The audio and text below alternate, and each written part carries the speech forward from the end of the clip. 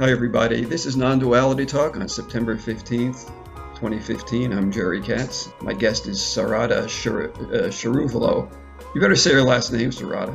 Chiruvolu. Chiruvolu. Yep. Just as it spells. Just the way it spells. Chiruvolu. Chiruvolu. Sarada Chiruvolu is in Princeton, New Jersey. And she's the author of a book I really like. It's called Home at Last, A Journey Toward Higher Consciousness. And Sarada's website is homeatlastbysarada.com. And it's a good website. Sarada, everything you do is about quality. It really is. Thank you. Yeah. Thank you. So I really appreciate that. You worked in the pharmaceutical industry for many years, and you're married, have 2 daughters. And I think it's very significant that your radical journey occurred in the midst of a normal family work life. And maybe that, that demand for practicality in your life is why I feel there is something special about your book. It's not only down to earth, it's more than that. There's something more to it than that, something I don't see anywhere else. There's a degree of intention and commitment that you don't see everywhere. And it's like you really care about the person that's reading it. It's as though you've prepared a big meal and you're saying, now eat the salad, now try this, and now here's how you eat this, and here's how you do that. There's a very caring way about you, and it's special. You don't see it anywhere else.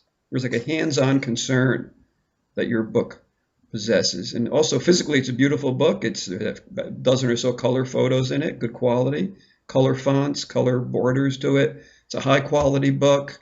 What can I say? So it's really nice to talk to you and to know you. If I feel there's something different about you. What is it? What is it, Sarada?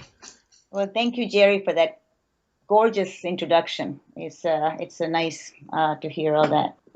There's nothing special about me. I'm just like everybody out there. It's about this book I wrote, Home at Last, is about one normal individual.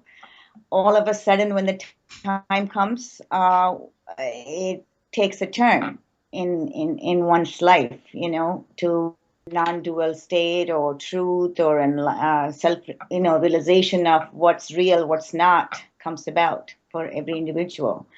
So the book really emphasizes that. And what you had said, yes, everything I do, I like to pay my full 100% attention to it. Because it's something that I want to expose to the people out there.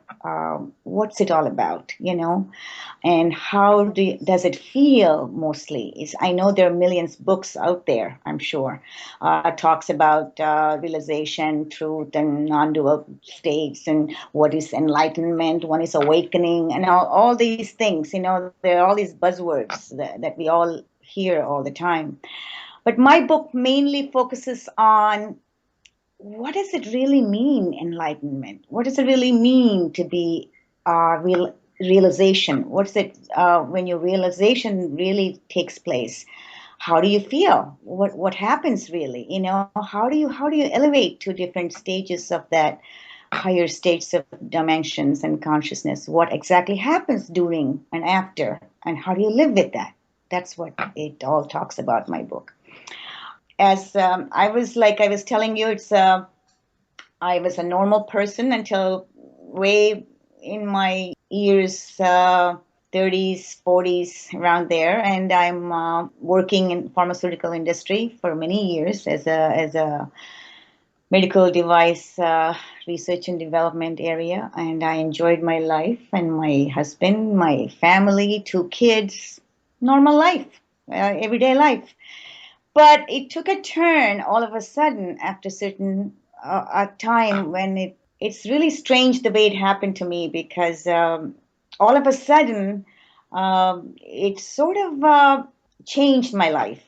I was my husband went through a heart attack several years ago, and after that I was doing Reiki. I was a Reiki practitioner. Where I said, hey, medicine all that modern medicine is fine, but let me try this. So I used to do Reiki on my husband, hoping and want him to, something was making me do, something different for him to make him recover faster than normal.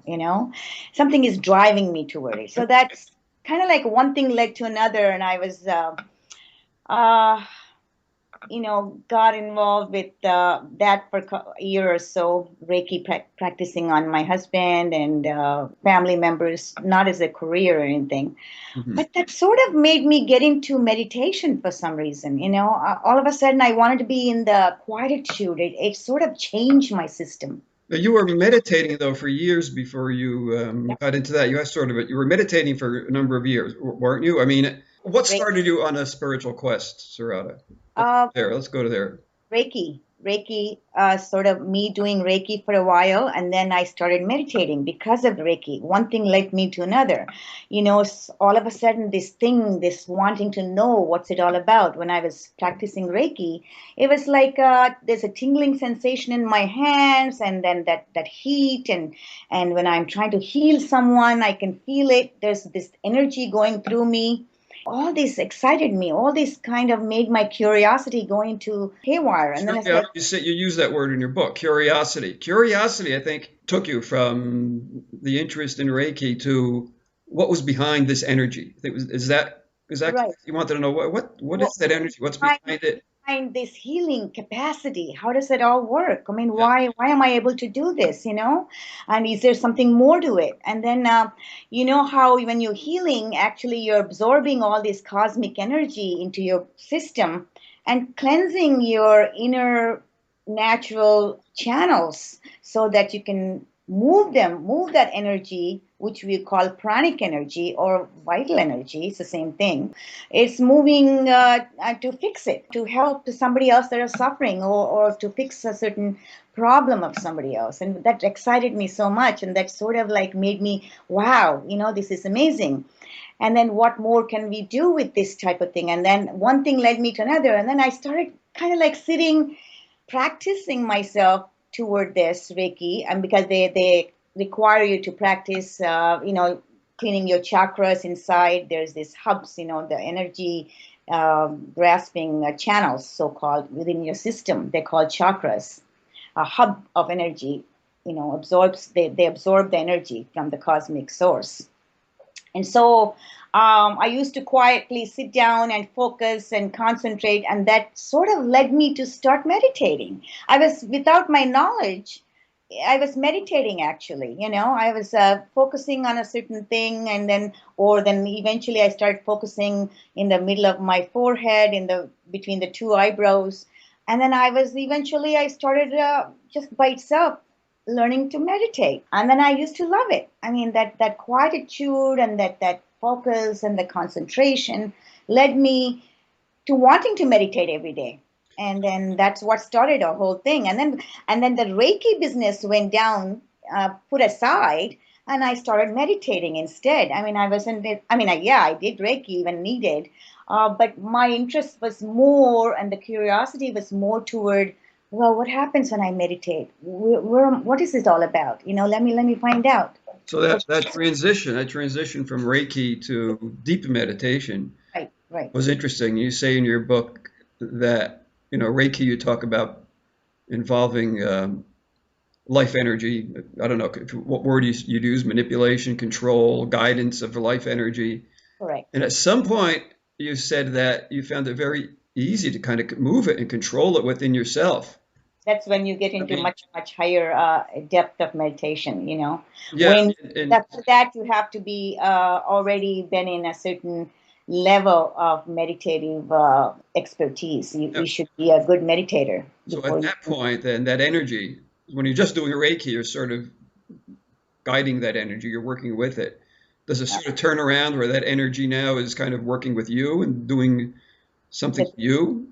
Yeah, that energy. Actually, when you reach that capacity, you can control where you want that energy to go. Sometimes, let's say I have a pain in my knee or something, or my stomach. a certain area in my stomach. All I do is quietly sit down, close my eyes, and move my inner energy to that particular area to give more that vibrational impact, so it fixes itself. And it does. Actually, it's a matter of, mind, the focusing your mind toward to do something for you, within your system is already that equipment where we should be able to do that. I mean, God gave all of us that capacity, but not everybody can do that is because you need to learn how to do that. You need to meditate, and you need to, harmonize all the things within your system, and then you'll eventually get that capacity to do that. Anyone can do Something that. I want to emphasize, Sarada, is right now or at times during this conversation, you talk about your own experiences, and people might be saying, well, how does that apply to me? But the fact is, your book really is for other people. I don't want people to think that this is just your experience, your story, and that's the end of the story. That's not even, No. that's a small part of the story, your experiences, but you Yes. sort of have to tell it. But your book really isn't about a telling of your experiences. It's Really, giving it's really a service to the reader. It's really what it's about. I want to make sure that really right. comes across. So maybe you could say, well, why did you write the book then? Yeah, it's an informational book. It's why I wrote the book is I see during my quest of this 10 years of this thing going on, I did a lot of stuff. I went to ashrams, and then I noticed people, and I used to go to conferences, and I used to be, the curiosity of mine was so much at one point. I used to attend all the conferences, whoever talks about non-duality or reaching higher level of dimensions or consciousness, whatever. My drive was always listen, go places and do this, do that. So in the process, I learned all these people are there too, trying to, the thirst is there for people to know what's it all about, what happens. And so that made me write that book. Eventually, when I attained myself the realization, then I wanted to give the information what people are looking for, because I haven't seen a book that really explains what is it all about, what happens. When I am in that state, my energy picking it up and going to one chakra to another is rising that. Nobody really wrote that in detail about that, whereas I did, because I want people to know certain signposts, what they can expect when they're meditating, or when they're deep concentrated state. What is it? What really happens? Your body is changes. Your nervous system changes. You can feel the difference depending on individual to individual. It varies a little bit, but still you can feel it. All these things happening within you. I'm not talking about outside. Outside is closed up when you're meditating. But what is going on within you, you're more clear on that. And that's what I wanted to express in my book. And that's what I wrote in a lot of my chapters. Every stage I went through, or everything that happened when the inner energy gets awakened. What does it mean by awakening? Is it awakening just itself enough? No. Awakened inner energy need to be brought up by meditation. The more focus and concentration you give, the better it is for it to rise up to the seventh chakra, where there's seven chakras in your system. Until you go to the top chakra, the realization doesn't happen. And you don't feel that non-dual state. When you become one with the cosmic energy, that's when they call it enlightenment. When you reach that oneness within you, and that takes time. And we could talk about, and you say this in the very beginning of your book, you actually quote Fred Myers, I think his name is, Yeah. on the comparison between self-realization and enlightenment. It's very simple, and I wonder if you can just say what that is. The way you view life changes totally. That's when the transformation happens, and when you finally realization happens, your perception of life, what's real, what's not real, that you have. But then enlightenment is something that you retain that all the time in your given life. That's when you're enlightened, really. Because if you just say, okay, realized soul, yeah, realization happened, but are you able to retain that? When you retain that, the communion with our higher consciousness is continuous. That's what I would say explanation I can give you. It's no matter what you're doing or you're living normal life, husband, family, kids, all the laundry that comes with it. The communion with our higher consciousness is steadfast. It's there all the time, and you live with that, and you go with it. That flow, and your decision making, your insight, your intuitive power increases with enlightenment. I would say that's realization is fine. You're realizing that we all have that inner soul or inner energy. When it's awakened, it has to reach the source. Enlightenment is that, when you reach that unity, and that's when the whole thing changes, and you retain that all the time. You retain that every minute of the day, every time. It's just in your it becomes part of your life. Yeah. You stay in that higher consciousness, and everything is better, actually. It doesn't mean you change physically or your personality changes, but you live with that, with this higher capacity to do things and function well in day-to-day life. This drama of this what they call in Eastern way of saying Maya or illusion, you play your game much better, in a higher capacity. I think that's the best way to explain. You play your game with the top notch and level, with a much higher capacity and potential, and it makes it all sense. Go through that in a better way. I think. Key to all this is meditation. Your book basically can be called a book on meditation. Correct.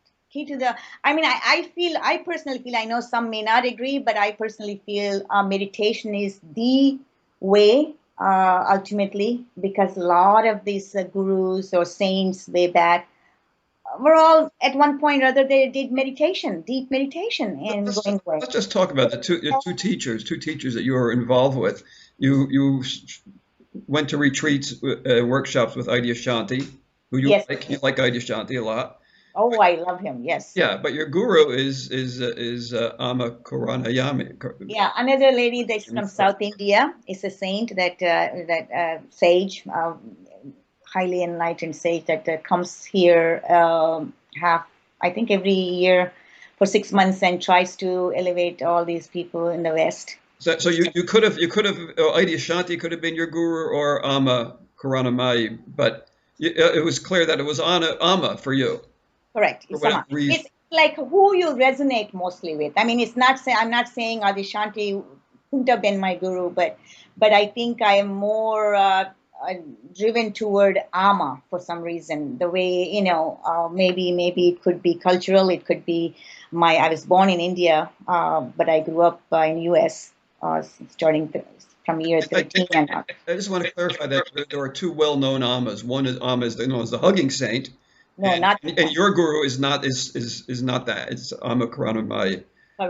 Yeah. Now, interesting talking about your experience at the ashram and how you dealt with all the politics and people saying, Yep. Amma can't talk to you right now. She can't, and you just barreled right. You didn't listen to any of them. Yeah, that's what I mean by there is the inner drive. You'll do whatever it takes to get what you want. And I used to bug her over all sorts of questions, and everybody used to be even afraid to go near her to even come up with any kind of questions for some reason.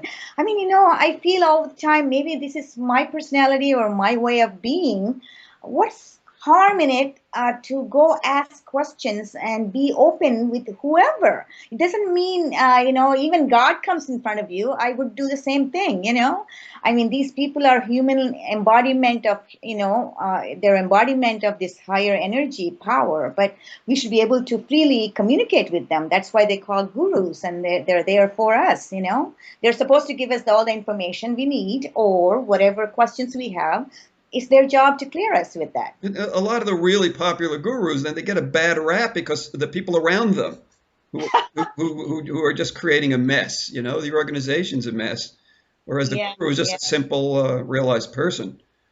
So you cut through all the politics and all the. Yes, I did. I was also initially people wouldn't let me go near her, as I've indicated in my book. So how did you deal with all policemen? You didn't like that. I don't think you liked that too much. No, I didn't like it. In fact, I used to get really irritated for a while. And then somehow I used to find, like in the break time or lunchtime or whenever she was alone, less people crowding her. I used to go there and get my answers cleared up, because those days my meditations were so intense and deep. And I used to have all these bodily issues, my sweating and the heat and, not wanting to sit for a long period for meditation. It used to, have all these issues for me. And I was feeling uncomfortable constantly. And I needed to go talk to her about why this is happening. What should I do, But my thing was subsided after when I reached a certain level. I mean, my bodily, how do you say that? The nervous system was much less impact, on me, on my system. And Amma did write a beautiful forward to your. Yes, she did. She hand wrote it. Yeah, she wrote in her own dialect as well. And I must say, you inscribed the copy of the book you sent to me. You inscribed it, and it was very beautiful. You have great handwriting. It's like a work of art. Your own handwriting. Thank you. So thank you for that. And you contacted me directly, maybe with phone calls and stuff. You went through. I have several yoginis, devotees, my organization. You went through everybody. Everybody tried to stop you, tempting me. Yeah. Somehow got right through. Maybe that's my personality. I go after whatever I want. I'm sorry. That's why I have been that way all along when I was growing up, even more so after I got self-realized, experienced the realization. Maybe because my confidence went up, and there's a drive and a force that sort of makes it easy for me to do things the way I want it. We had a few phone calls before I actually got a copy of your book, and you sent me a copy, asked for, an endorsement or a review. You wrote that beautiful endorsement. Everybody loved it. Everybody liked it, and I get those requests now and then, and usually I don't usually expect much, but your book had something. Your book really has something. So I was glad to. And that's what I wanted, actually. My book to make an impact. I saw what it had, so I think I saw what it had. Yeah. And I used three words in my endorsement. I said it's an education, it's guidance, and it's wisdom. Yes, you did. All those things. It's all those things. It was great. That's why I think my publisher put your endorsement right on the top of the page. Yeah. Also, I sent him $10,000. Yeah, sure you did. Anything to. Yeah, it was beautifully done. Yeah, and then I worked on it, and initially I had such a hard time having publishers come forward because I'm the first-time writer, and nobody knows me, who Sarada is, and why should they take my book and publish it for me, And I'm not running workshops, or I don't have a bunch of crowds around me, Not yet. I'm not doing anything. Not yet. It's another example of your assertiveness and your steadfast, mental attitude is that you got the book written. It's hard to write a book. You wrote the book. It took you a couple of years, I think, and you wrote it. It's a good book. You had a professional editor you didn't mess around. Like I said, you're a person of quality. And then you had to find a publisher. You're totally unknown, writing a spiritual book. Everyone writes spiritual books. Exactly. You stood out of the crowd. You got the publisher. Yeah, I did. White Cloud Press. Yeah. Yes, I did. I mean, I used to, just like I bugged you a lot of times on phones, I used to bug all these publishers, Hey, listen, I sent you my proposal. What happened to it? Did you like it or what? Yeah. You know me. I went after everybody, So Good. Finally. That's true about you, and I like that, and it's been effective for you. It works. Yes, it did. Yes, he did. Finally, he said he loved I think that's Steve Stroll, his name, publisher, White Cloud Press. He loved the way I wrote, and he wanted to see if I can go forward with that. So that's when I accepted him as my publisher. I do want to talk about where you're going in the future, but a couple of major themes of your book I want to backtrack and look at. Again, meditation again. And Go ahead. You give examples of how to meditate, how to meditate, and you kind of say that everything you do in your life should serve optimal meditation, and you give people some ideas of how to just live a good life. Can you go through some of those things? They're in your book. Like what's a great way to prepare for meditation or to live a life of effective meditation? Yeah. First, before I answer that, I'm just going to say this. What it is meditation is great, But people striving to meditate or struggling to meditate is not worth it, because it's always this. There's this thing. What I tell everybody, when one is ready. When I say ready, I mean really ready. We all are evolving in a certain pace in our life. Every human is going in their own journey. So unless you're, like I had mentioned, I think previously, unless one is really ready for meditation or for wanting to know what's it all about life, you won't be able to meditate. I'm not saying this because of to discourage people, but I'm saying it to get into a deeper level of meditation. Meditation in general, sitting quietude every day, 5 minutes, 10 minutes, that's fine. It does a lot for you, because if you can do that, even for your health purposes and everything, and you feel good, less stress and all these things. But eventually, why do we meditate? It has a purpose. It leads us to the realization of our true nature, of who we are, and then ultimately takes us to enlightenment. So meditation should be done nicely. First of all, everyone has to be in perfect health. Everybody thinks that, go ahead, I'm going to meditate, I'm going to starve myself, I'm not going to eat, I'm not going to exercise, I'm going to avoid all these things, and I'm going to just sit there and meditate. That's what they used to do when I was in the ashrams. A lot of people, they skip their meals and they go away someplace and they sit underneath a tree or whatever, and they start, closing their eyes and just sitting there when we're having lunch. And I used to think, I don't know. I mean, later I used to think, at that time, maybe I used to think, well, maybe that's what you're supposed to do. But when I realized, and with all the things I had to do, you have to take care of, first thing you do is take care of your body. Okay, you don't need to do all this. It's just such a myth and misconception. People think, well, meditation or going into this level of deep, practice takes that you can't eat, you can't do this, you can't do that. No, please don't do that. That's what I tell in the book. I emphasize that a lot. Take care of the instrument first. The instrument, which is a body that's given to you. Make sure it's healthy and sound, and mentally you're okay. You're relaxed. For that, it takes work. And I had a whole chapter explaining that in my book. What you do, how you exercise, how you sleep, how you eat, the proper food. That's utmost important. If you don't do that, forget about meditation. It won't allow you to meditate. The body will not allow you, because you need the body to meditate, and you need the body to take you to higher levels. Then a sound body will take you. And then meditation itself will take you later on. It's like you don't need to meditate then. It itself will take you toward that point where you need to be. So first thing you do is to sleep well, eat well, exercise well, and be happy first. Don't worry about all this other stuff. And then you have to train your mind as well. That's what I emphasize in my book. You just don't go around doing all sorts of stupid things and socializing when you should be really doing proper practice and taking care of your own self first. I mean, even unnecessary chatting, unnecessary social groups. Don't do all these things. If you really want to do, what you're supposed to do, pay attention to what you have to do and use your energy efficiently. That's what I say. That's great. Yes, this is what people need to hear. It's practical stuff. And it's something you talk about, something else other non-duality authors don't talk about. You talk about being moral. You talk about being ethical. Mm-hmm.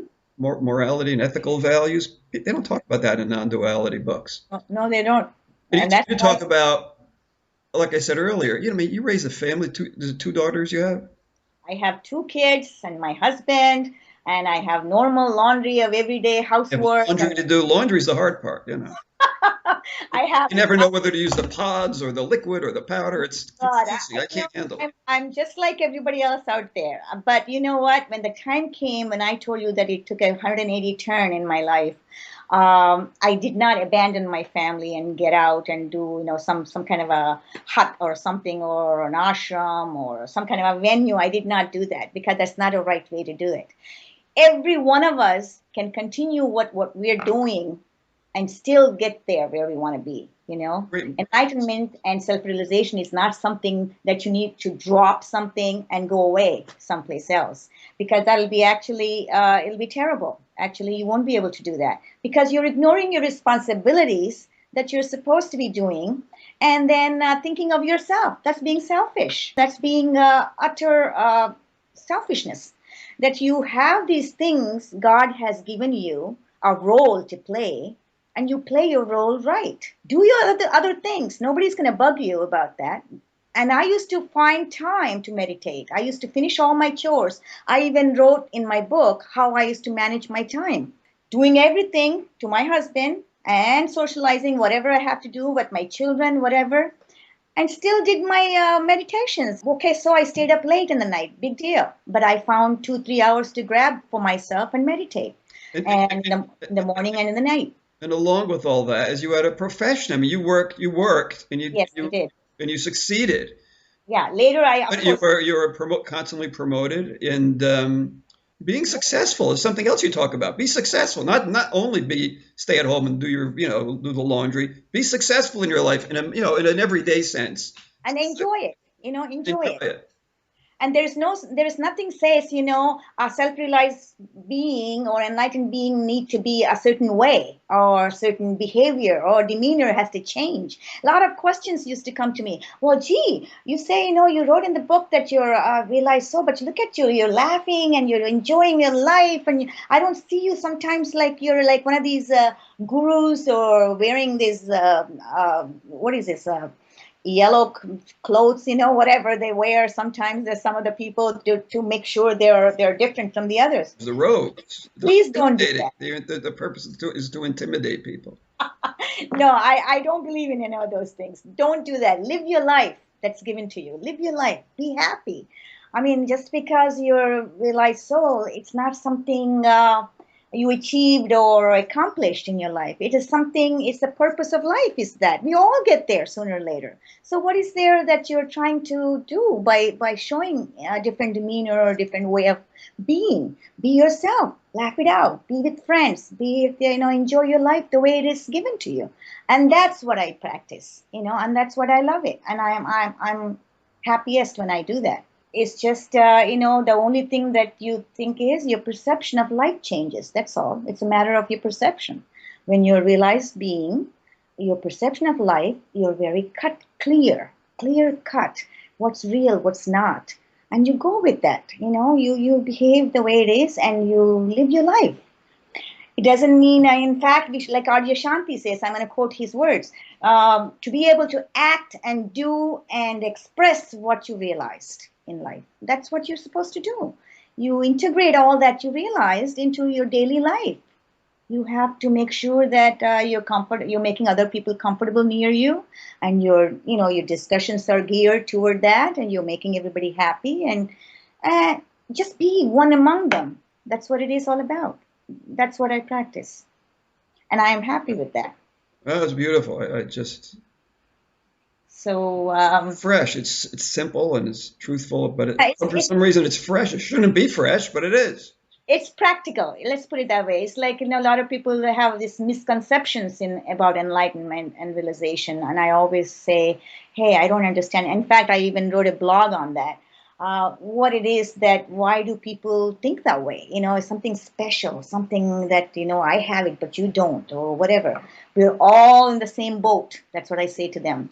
Every one of us. It's a matter of when, how, and time is different. It's almost like going through old age, or going to a school, or getting a degree. Some get their degrees earlier than the others, but whatever they want to accomplish, they accomplish, right? That's the same thing here. And the life purpose of human beings is to self-realize. So eventually, we all will go through the realization. It might take a while, maybe not in this life, in this embodied life. You come back. This life here, it seems like a quickie, actually, to tell you the truth. As far as, we think it's a long life, 70 years, 90 years, whatever. But in reality, in cosmic way of thinking, it's like a one play, and then you don't succeed in that play, what you're supposed to accomplish. You come back another embodiment, and that's why they call it reincarnation, right? You come back again, and you embody again, and you become, and you practice again, you try again. So you have many trials before you come to realization. That's all it is. You may be enlightened this life, or you may not, and we will definitely get enlightened next life, like that. Or you may get it in this life, but it may take a while. That's all. Yeah. Did I ever think that I'm going to be self-realized? No. When I was growing up, I don't even know what realization is. I didn't even know what enlightenment, the term enlightenment means. But it's just like all of a sudden things happen to people. You never know, when is the right time, or when is that turn takes place. When is that sudden moment? Sometimes a turn can take place for someone and they may ignore it, or they may not value it. But for you, you had that, again, you had that curiosity. What is this energy? What's behind it? What is this? That also I mentioned in my book. Some people go through this non-dual state once in a while, or awakening, quick awakening of reaching certain, going through a dimension that they never seen before, or feel it. And then they'll just ignore it. And then they go back to their normal lifestyle and, secular life, leading normal things and getting absorbed in this materialistic world. But I think what people should do, in my opinion, the way I had written in my book, once that happens, it's an indication that some people should follow through, in my opinion. When that happens, maybe they ought to see where that's leading, like it had happened to me. It didn't happen to me like that, but for some people I've heard, awakening happens, a quick awakening, or a dimension that they feel, or they experience it, and then they subsides. It's not a steadfast thing. It doesn't retain there, because there's a lot more thing you need to do to get realization. It's not a momentary spark here and there. I think I mentioned that in my book also, that, they need to practice a lot, or they need to see the indications that God sends you, the grace sends you eventually. If you're really interested, if you're thirsty for that, or if you're within you, there's this drive to know what's it all about. What's the intent is what it creates that movement in you to go forward more, to find out. But a lot of people don't have that yet. That means they're not ready. Like I said, that word ready, they're not quite ready yet. So that won't happen right away. But eventually, the way it happened to me, I was ready. I mean, that's why that drive was there. That thirst was there. That inner, the intention was so strong that I needed to do something about it. I wanted to know, that wanting to know, the volition is there. So I had to do it. I couldn't put it away. I couldn't just say, oh, forget about it. Let me just go back and do whatever. It wasn't like that for me. I guess that intention is there when you wrote your book too. But can you be more specific about? I think you might have alluded to or said what your intention is in writing the book, but certainly you had great intention when you wrote your book. It wasn't a casual thing. Yes, so it is. You can elaborate a little more on the intention, on what the intention of the book is, and maybe it would just elaborate more on what you've talked about earlier. The intention, when I say, that intention should be there, I meant like there is a force that's within your system, actually. When there's grace gives you that, actually. When one is ready in the evolutionary stage, when I call it, ready, that particular being is ready to obtain the enlightenment, or to receive that experience. Not all are ready to experience realization, because it entails a lot of work on one's part. And if the individual is ready, grace knows who's ready, who's not. And that drive comes to them. That's what I mean by intent. The drive to get whatever it takes to get where you want to be. Let's talk. Okay, so you mentioned grace a couple of times in the conversation. Or divine, grace, divine. And we've also mentioned kundalini, but we haven't gotten into it yet. You had like a kundalini experience. Not everyone has a full-blown kundalini experience. You did. Yeah. And Alma, Karunamayee, was able to serve that and guide you through that. I don't know how Vaidya would have. I don't know what his thing is, but yeah. So she guided you through it. Let's talk about grace. In my own experiences of kundalini, it's that I always refer to it as intelligence and intelligence. So, and grace kind of being the hand of God, the hand of the divine that moves things. Mm-hmm. And maybe you can talk about how kundalini moved through you, and link that up with grace. What is grace? And can you just kind of talk about those topics? Well, when I use the term grace, I use a lot divine in my book than grace. I mean, it's the same thing, right? It's divinity knows that this oneness or the cosmic energy or whoever is dictating all of our lives or how it's being driven. I believe there is always a higher power that directs our movement in every stage of life. When I say grace, it's God in a sense. It's like he or she, whatever it knows, which being is ready to attain realization, like I have just said. So when I say Kundalini experience, I wrote about that chapter. This inner energy that's dormant for a while in our system, that's awakened. That's why people say, "Are we awakened?" People are awakened. They're awakened. What's that term mean? The inner energy is awakened. That means there is this spiritual nature of a being or their past life things that they've been doing, or in this embodied life that you're doing, or tuned toward awakening that inner dormant energy. Once it's awakened, that means you're ready to lift it up all the way to unite with the source. That's as simple as that. That's the simplest way I can tell you.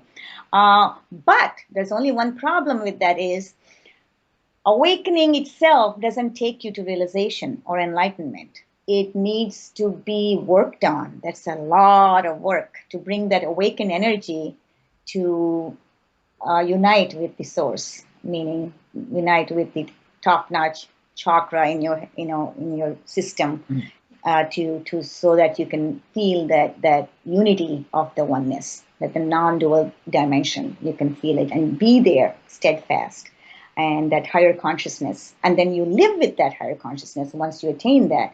And that takes continuous meditations, continuous being there all the time. Otherwise, it takes years and years and years. I mean, for me, it took 9 years even to get that point. Once the awakened inner energy was there, it wasn't good enough for me. That's when all the problems started.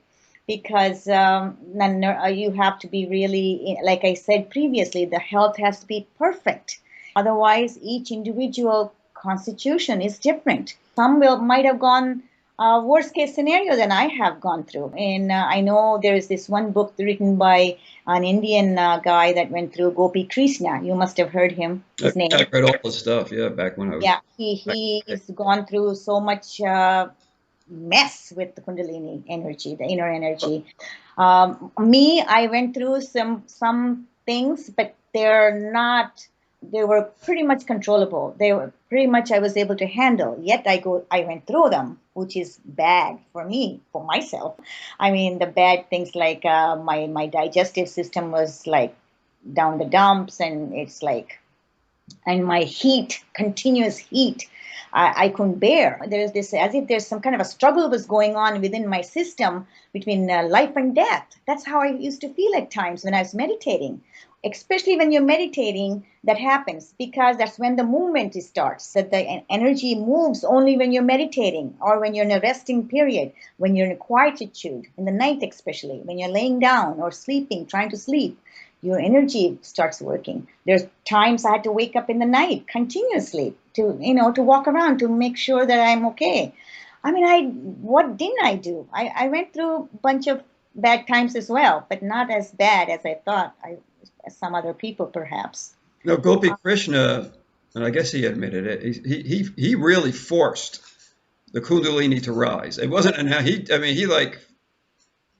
was like an extreme. If there was ever a TV show on extreme meditating, he was like the guy. I mean, he really, and he has said, he screwed himself up because he forced it, and I think he might have said ultimately that it shouldn't be forced. So Kundalini should never be forced, because then you'll have all these problems. People are having already trouble. They don't even know it's because the Kundalini. They go to psychiatrists, they go to this, they go mentally. They're just like basket cases. They they don't know what's causing all that, and they go see doctors and they take all these pills and this and that. It just becomes a big mess.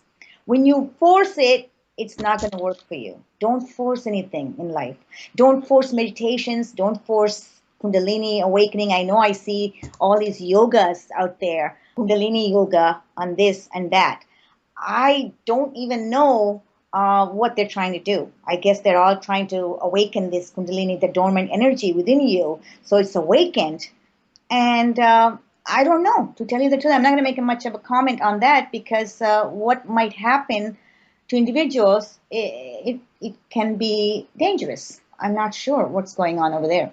But yeah, don't force it. And especially the meditations, we cannot force meditations either. You know, a lot of people I see when they're meditating, their main aim is, how do I control my thoughts? How do I get rid of them? How do I meditate so I can get rid of thoughts? Because they think in their minds, that's meditation, because you're not supposed to have thoughts. You're not supposed to have anything. You have to be in this quietude. You're constantly thinking, but you see, you're thinking and you're making yourself a thought process going on. You're not meditating. So meditation means you don't force, you don't let things happen, by yourself. You're not in control of that in meditation. Meditation takes care of itself. When you're ready, it drives you toward that goal. So don't try to avoid thoughts or something else and constantly think about those things. Because a lot of times when I was during the times I was meditating, I have thoughts, but as long as you're always in that place of that dimension of emptiness, that's what Adyashanti calls this, an emptiness or void, that single point where your perception is expanding. You're there. Thoughts can pass by, but they disappear eventually. So don't worry about the thoughts. Thoughts are something, it's like always constantly moving. Initially when you're meditating, they're bombarding you constantly, but they subside eventually. When you're really focusing on something and you're taking it easy and your system is in a level of pleasantness and harmonized, it takes care of itself and the thoughts will disappear. That's what I think. And so Kundalini, going back to Kundalini again, about your question.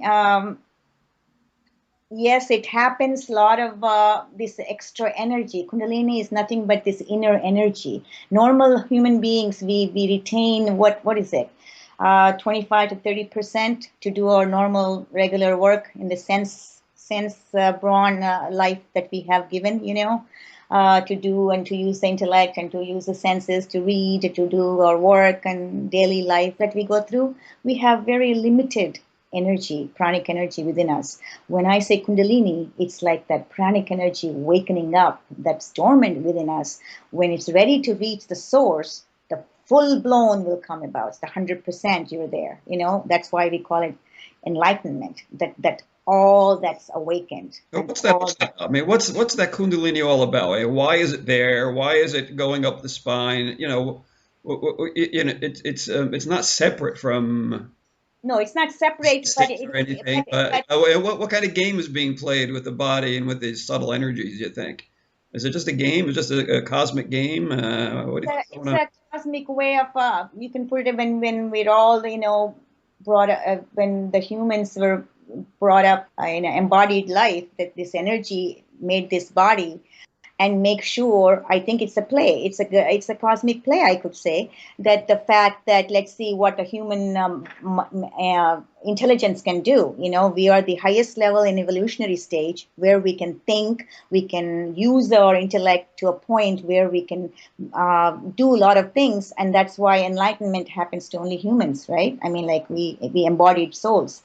It doesn't happen to animals, it doesn't happen to mosquitoes or any other evolutionary processes they go through. They don't have that capacity, but we do, right? We have that capacity to bring about enlightenment, to come up with the realization who we really are and what's it all about, this game, the cosmic play. Let's find out what's that capacity is only with the humans. So we're eventually bringing that inner dormant energy that just stays there to see, I guess, maybe grace or divine made that way for us to see what's the capabilities we have to bring that up. How much capacity do we have? How much drive do we have to wanting to go back to the source? Maybe that curiosity needed to be awakened in a human mentality. So that's what it's all about. That's how I feel. That's what my explanations would be.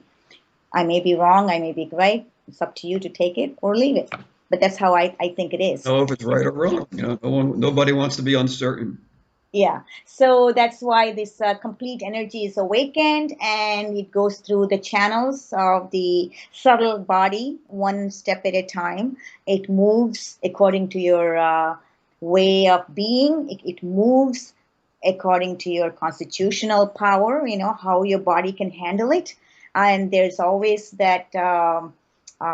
It's designed, our human body is designed in such a way it can damage you even though it's got its own way of fixing itself. So it's okay. I mean, it go through the processes. So you go through the nervous system problems and digestive, all the organs will go haywire for a while. It depends on how who you are, or what. Each individual is different as far as that goes. That happens when I go out for a beer and have in karaoke. I get my digestive system goes, hey, maybe it's kundalini. Who knows? Yeah, well, especially for me, I used to have so much problem with my appetite, and sleep, insomnia. I couldn't sleep. My appetite was gone kaput. I didn't feel like eating. There is so much going on, and most of all, because of this tremendous of energy that's there and within your system, you need it to. The body has to adjust to all that. It's a total change in you. The organs have to get used to it, and the system has to get used to it. How does it handle? So that process will take a while. That took me like almost 5 years. Each type of thing going on. At first 2 years, you lose interest in the worldly things, and you become depressed. Your attitude changes, and your way of thinking changes because you don't want to do anything anymore. You feel like I don't know, you're going down the well, deep down, constantly. So all these things might happen, but you have to come up. You have to meditate, and you make sure it's evolving, it's coming up, so all those things can subside eventually. And that's exactly what happened to me. And I you was write about it. It's all in your book. Yeah, it's all in my book. It was so scary at the beginning, but I wasn't scared. As if I knew. Yeah, I would come out of my meditations because of this heat, but then I would go back to meditate again because I would take a break and come back because I knew deep down there's something, as if I knew that divine will take care of it, and I have to continue on. I have to continue doing this. That's what kept me going, So, and it did. My confidence took me there, and it did. The grace did help me. He was with me all along. He took care of me as if, hey, don't worry, you'll be okay. Keep doing, type of thing. Confident came to me later, and I was okay. I so mean, I just do just as you just as you barreled through all the hurdles. Yeah, organizers and politicians to get to Amma, yeah.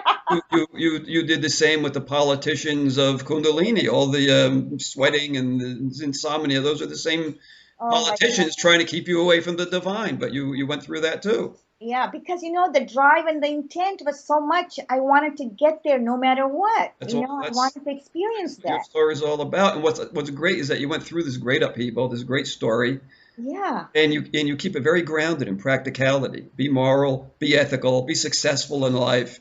right, After your entire body, mind, emotions, right. And spiritual also, sense that you I can don't. meditate. Yeah, Yeah, and you shouldn't give up, really. I mean, once that drive is there, take it to the top. You have to continue. It might be difficult at the beginning, but I think it should be okay. So that's what I wrote in my book. I don't get discouraged. People shouldn't be, because a lot of people even afraid to meditate a lot of times. That they're just worried. They can't, sit still, and all these thoughts are interfering and this and that. But don't worry. I mean, even 5 minutes sitting in a quiet place for a while, it'll become a habitual after a while. You become into a habit of sitting in one place constantly, quietly, and they'll take you. They'll move you forward. If you don't change, if you don't do things differently, how are you going to evolve? How are you going to reach your ultimate point? thank Yes. you, Sarada Chiruvolu. Chiruvolu. You're in Princeton, New Jersey. Your website's homeatlastbysarada.com. And I highly recommend the book, and I recommend you as well. And let me read something from your book. Let's kind of wrap it up. You're writing your book. I'll read it from my notes. We live in a material world, and yet our highest calling is to a state of non-duality or oneness that both transcends the material and incorporates it. That's what you've been talking about. Hmm. Home at Last, your book explains in plain language just as plainly as you've been speaking, in plain language, how an average individual can reach the ultimate state of union with all life. That union is the purpose and the ultimate goal of human existence. We are all in the same boat. It's as simple as that. That's what you write. Yep. So Yep. thank you, Sarada. Thank you, Jerry. I really loved it. Thank I you so love, much. I love you. Thank you so much for taking time to interview me. I really appreciate it. You're welcome. This has been Non-Duality Talk. And our website is nonduality.org. I'm Jerry Katz. Thank you for watching and listening.